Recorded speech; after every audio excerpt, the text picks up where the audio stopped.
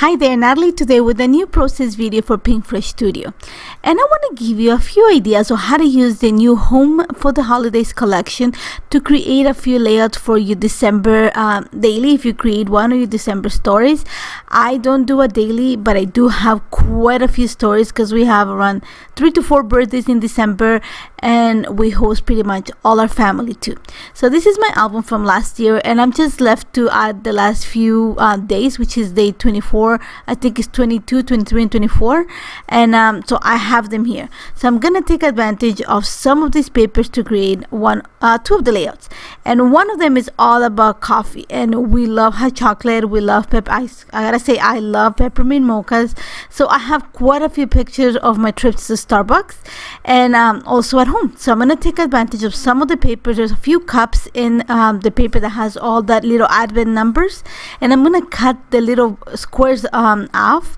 I thought about adding them to my little just like in the insert I'm using a 2x2 pocket, but then I didn't want to get the numbers because I don't want get confusion on my album. So I decided to, instead of putting the entire square, I'm gonna fussy cut them. So you're gonna see that I'm gonna take my time and I'm gonna fussy cut the little cups. And now here's what I'm gonna apologize because it's really sunny here in Toronto. When it's the fall, I have really big windows on my apartment and the sun is just, there's no way I can hide from it. So I'm gonna be a little bit I'm gonna fight the sun while I record this video. So again, I'm fussy cutting the cups, and at the same time I'm just thinking, where am I gonna put them? Now I find this paper, and this is the one that has the mistletoe, the yellow paper, and I love the B-side, the fact that it has it looks like tiles, but also it has all the colors that I have in the cups and in all the little if you see the picture that I'm holding the cup, all the colors that I have there, there's red, there's blue, there's green, they're all in the picture. So I'm going to use that to create I'm going to say the background for my picture. Now outside of the camera, I work the title and I'm going to put Drink and Be Merry, and I'm using the alphas from the Home and Away collection, but the ampersand comes from the Office Hours collection. And if you see it up close, it actually has half of it's pink and the other half is white. So that gave me an idea of adding the colors using the inks. And for this, I'm going to use a brush. I'm going to suggest that if you do this, you use a brush. The abrasion of the brush on the plastic is what's gonna cause the ink to stay. I think if you have to kind of create that friction for the ink to embed onto the plastic. So you're gonna see that I'm gonna use variations to create the B and the ampersand, just because I had the pink, and then I'm gonna use evergreen to kind of color in the same fashion the bottom part of the word drink. And even though it goes really dark, because I'm working on white, and like I said, some of it is gonna evaporate, but the key here for me to get this working was to work with a brush and set it aside to dry for a while. So like the ink completely kind of stains the plastic. That's what the ink did. It's kind of stained the plastic by creating that abrasion. And then the last color that I'm using is Summer Showers, because when it dried, it gives me that little hint of light blue that I'm looking for. So again, I used the brush, just gonna use half of the letters. I did not go gentle with the brush. I actually kind of created went a little bit on the harsh side, just because I wanted to create the abrasion and add the color to the letters. And I set them aside to dry for quite a while. And then you're gonna see here, you're gonna see how I'm gonna fight the sound while I record this. I'm just gonna add them to when I print this picture, there was quite a bit of negative space or a white space above my head in this case that I'm drinking coffee. So I'm gonna add my title there. It's gonna take care of that page. Now for the other side of the paper, I have a beautiful family that gives me gift cards to Starbucks because they know I'm obsessed with coffee. So I actually got one of these that was one of the cups from last year cups. So I saved the gift card and I'm going to use it as part of my decoration for this layout. So what I did is I went out of camera and cut two little squares of 2 inches of the same paper that I used for the background. I'm also going to cut 2 pieces of vellum to fit 2 inches, and that's where I'm going to put the cups. And then I'm going to bring the packaging. And the reason why I'm bringing the packaging is because I love the grid. I want something really plain. And one of the things you gotta notice is that some of the grids are red and some of them are like that corally look. So I'm gonna add a cut I think the corally ones were the ones from the puffy alphas, and the red ones were the ones from the ephemera pack. So again, I cut 2 by 2 inch squares, and all I'm gonna do is and the red ones, I'm gonna add little circles just because I have the cup. I'm thinking the circular idea, so I'm gonna add some of the stickers from the cardstock stickers, sorry, just to add the decoration. And on the other ones, in the coral ones, I added my lines with journal. I'm gonna bring another sticker that says celebrate. I'm gonna actually add a little bit of foam adhesive just to make it stand out. And one of the things you're gonna realize is that the little circles are actually on top of the pocket page. They're not inside. The cups are inside the pocket page, but the circles are not. They're outside of the pocket page. I just want some texture, something tactile. Now I have the mistletoe side of the page. So I have, again, I'm combining a few of the things that happened during the month in one single spread. And one of the things we do a lot is bake, or should I say I bake a lot, and my daughter too. One, because we host family, but because my kids' birthdays are right at Christmas time, so we bake quite a big cake for their birthdays too. So what I'm gonna do is I'm gonna take advantage of the B side of the big the layout that I created with the big cup, and I cut a piece of vellum that fits within the layout. And I'm gonna, again, my pictures are 2 by 2, and I'm just gonna kind of create a grid with them, and I'm gonna glue them onto the vellum, and then I'm gonna glue the vellum onto the page, and I'm gonna actually hide the glue by adding the glue right behind the pictures. So you're gonna see all I'm doing right now is just creating the grid, and then I'm gonna go ahead and glue it onto my paper, and that's pretty much my layout.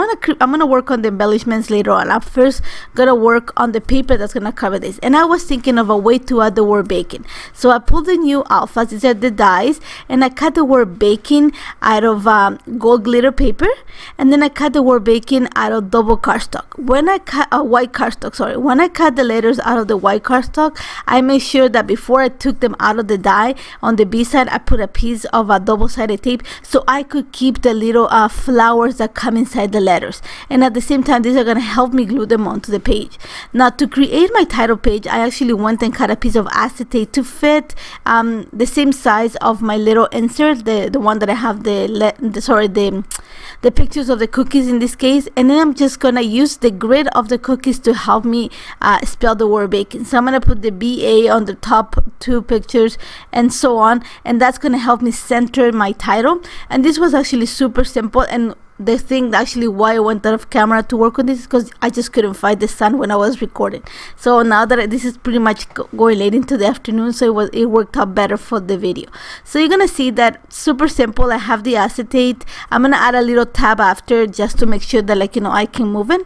Now for the other side of the page, I already had a glassine page bag there that I had worked another layout. I used the tag essential tag to cut one of the tags. I just wanted a rectangular, like nothing fancy, just a simple one. And I went off camera and actually used Photoshop to add my lines with journal. I knew the size of the tag, and then I cut it out of the green paper from the collection, the Home for the Holidays collection. And that little yellow paper is the last piece of yellow paper that I had from the 12 by 12 after working all the projects. So I'm gonna add it, and it's not a perfect rectangle, so I'm gonna cheat a little bit. First thing I'm gonna do is, using double-sided tape, I'm just creating the pocket behind the picture so that I can slide the tag in and out. Once I have that in place, I'm actually gonna glue it onto the yellow paper. You're gonna see a weird shape because like I said, I cut quite a few things out of it, and then I'm gonna glue the picture right onto it. And then because I have that double-sided tape, it created the pocket, and then I'm gonna glue that onto my glassine page.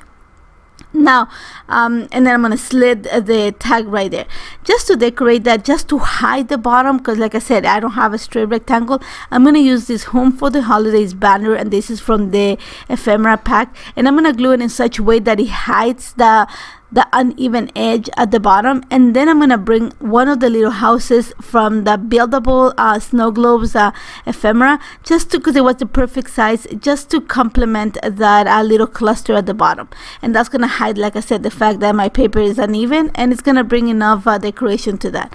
Now I'm gonna bring just a few stickers to the top of the pictures. It says festive wishes, and I love the fact that it's red. I want to play out with all the colors that I have. And then I'm just gonna add a few enamel dots, and I think I add a little piece of string just so that I can pull the tag in and out. I love having a tactile and interactive pockets on my albums, so that took care of my little my little glassine bag. I'm going to say that one of the parts of this layout, and you're going to see I'm going to just slide it into place. I have my albums are really chunky and one of the things, and once I have that, I'm gonna go back into just finishing detailing this page.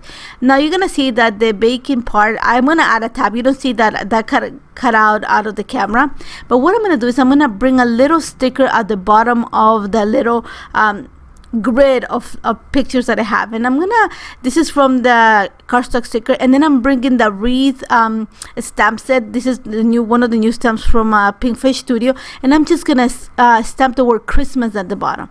And then the more I looked at I really love the bow that comes in this stamp, so I'm actually gonna stamp the bow, not stamp, I'm gonna emboss it with gold embossing powder, and then I'm gonna detail it with a little bit of red, because I think there's quite a bit of red in all the food that we have on the picture, so I want to bring that color onto the layout. I think there's a lot of yellow, there's quite a bit of green and blue, so I'm going to bring some of that red.